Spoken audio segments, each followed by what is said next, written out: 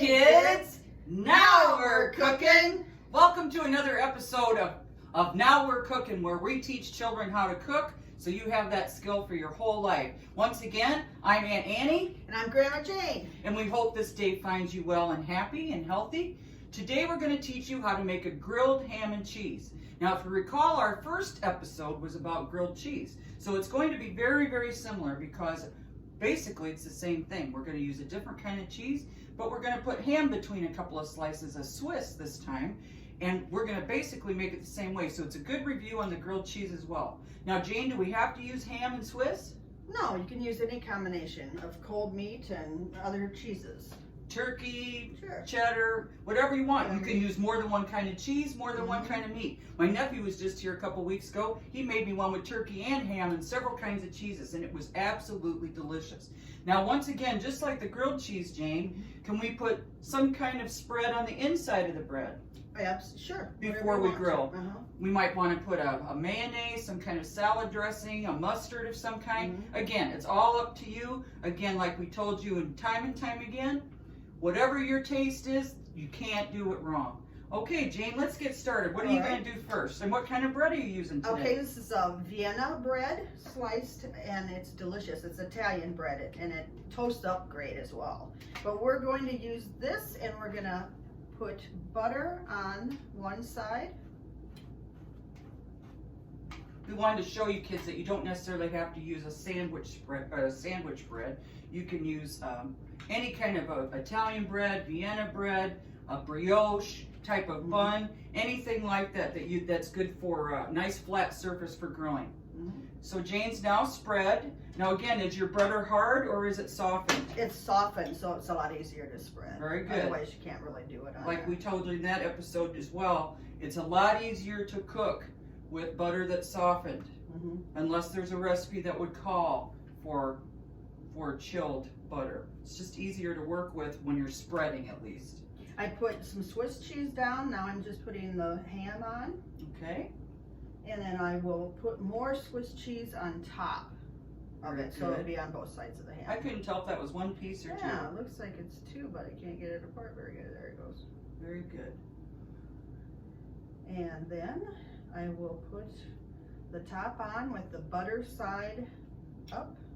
Butter side up, because when we do flip it, we want the butter then to be our grease in the pan. Again, tell them what kind of pan you're using, Jane. It's a Teflon nonstick pan. Just like we use for the grilled cheese, like we told you, it's a lot easier to prevent burning if you use a nonstick Teflon pan. And again, remind them what kind of spatula you're going to use to flip. Use a nylon spatula so it won't scratch. We don't want a metal type of spatula to scratch our Teflon surface. Got to take care of our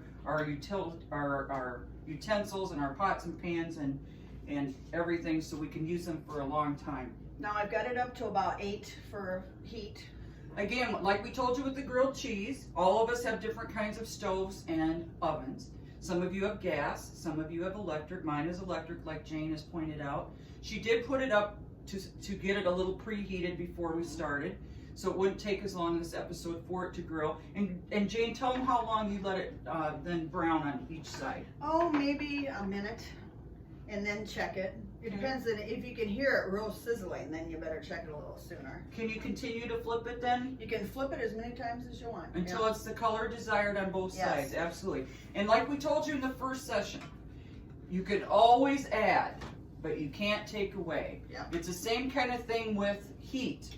You can always turn up the heat, but if you have it too hot and something burns, you can't unburn the substance. So it looks like we've got a good start on this side. It does. What do you think we should put with the ham and cheese as a side? I love fruit. That's my favorite. Maybe some strawberries even. Okay. Watermelon. Okay. I think I'll get my strawberries out. Okay. And I'll start cleaning those. And then we can make a pretty plate of a grilled ham and cheese with some fruit on the side. That's a healthy diet. Now, I don't know about you, Jane, but my mom, when she cleaned strawberries, she never used a knife to take out the stem. Oh, really? She used a spoon, which would be even safer for our children that are cooking. So we're gonna want to clean, just like we bathe ourselves. We're gonna want to clean and rinse the strawberries. You don't want to eat a dirty strawberry. No. Or one with a stem, or whatever. Stems aren't good either.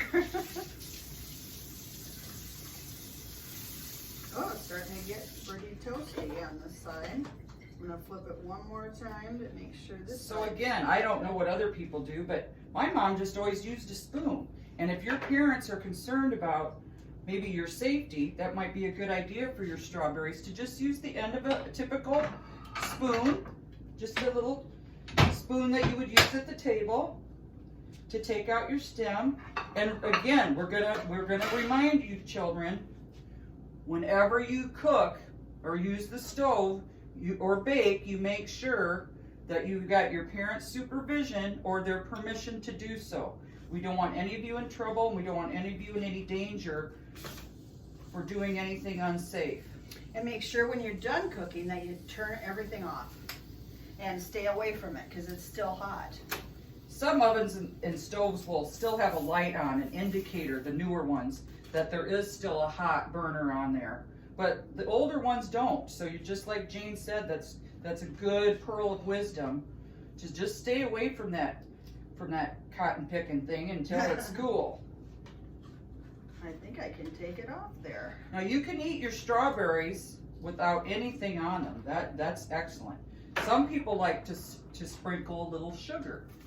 Some people like to just put a sweetener on there that isn't sugar, but like an artificial sweetener. It's whatever you prefer to do. So again, once we have our strawberries cleaned and destemmed, now I would put a little sugar on these or a little artificial sweetener. Like Splenda or something? Such as that, that's right. And see, there you go.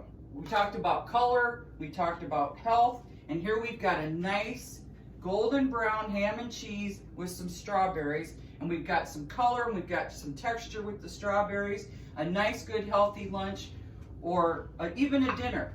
But for summer, we don't like the heat on too much, especially if we don't have air conditioning. So this is a nice thing, easy thing for you children to make. Some of you even might want to dip this in mustard or ketchup once it's done. Yeah. So, anything else for this episode, Jayne? No, I don't think so. It covers it. I love the tip on the spoon taking the stem off of the strawberries. Super. Jayne and I, from time to time, will be telling you hints of the trade that our mothers and grandmothers and grandfathers and fathers taught us in the kitchen. Yeah. So, before we sign off, I want to remind you, be kind to one another, love each other, and especially love yourself.